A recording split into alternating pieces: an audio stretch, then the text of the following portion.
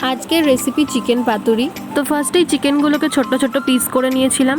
তারপর ভিনিগার, নুন আর গোলমরিচ দিয়ে ওটাকে ম্যারিনেট করে 15 মিনিটের জন্য রেখে দিয়েছিলাম। এবারে 2 চামচ কালো সর্ষে আর 2 চামচ পোস্ত আর তার সাথে কাঁচা লঙ্কা নিয়ে এর একটা ফাইন পেস্ট বানিয়ে রাখবো। এবারে ওই ম্যারিনেটেড চিকেনগুলোকে নিয়ে নেব।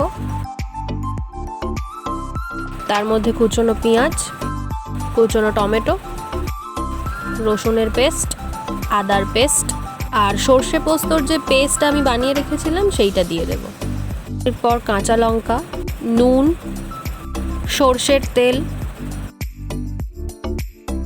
শুকনো লঙ্কা গুঁড়ো, হলুদ গুঁড়ো, ধনিয়া গুঁড়ো, গরম মশলা গুঁড়ো, স্বাদ মতো চিনি দিয়ে এটাকে ভালো করে মেখে নেব। এবারে কলার পাতাগুলোকে ভালো করে সেঁকে নেব। এবারে এক একটা কলা পাতার মধ্যে ওই চিকেনের স্টাফিংটা দিয়ে পাতুরির শেপে সুতো দিয়ে বেঁধে নেব।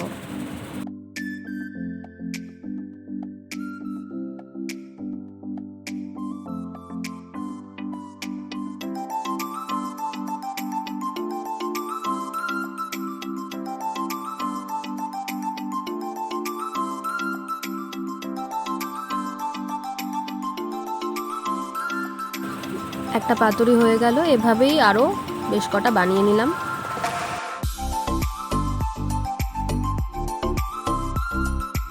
এবারে প্যানের মধ্যে অল্প পরিমাণে সর্ষের তেল নিয়ে সেটাকে ব্রাশ করে নিলাম। একে একে পাতুরিগুলো দিয়ে দেবো এর মধ্যে।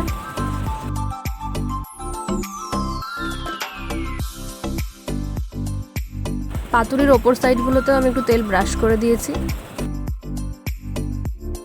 এবারে লিডটা দিয়ে দেব আর লো ফ্লেমে 10 মিনিট করে এক একটা সাইড ভেজে নেব।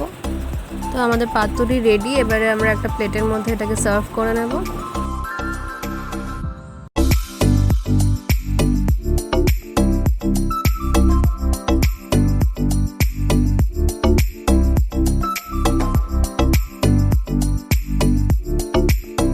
এবারে একটা পাতুরি নিয়ে ওপেন করে দেখাচ্ছি আসলে পাতুরির লুকটা কেমন হয়েছে।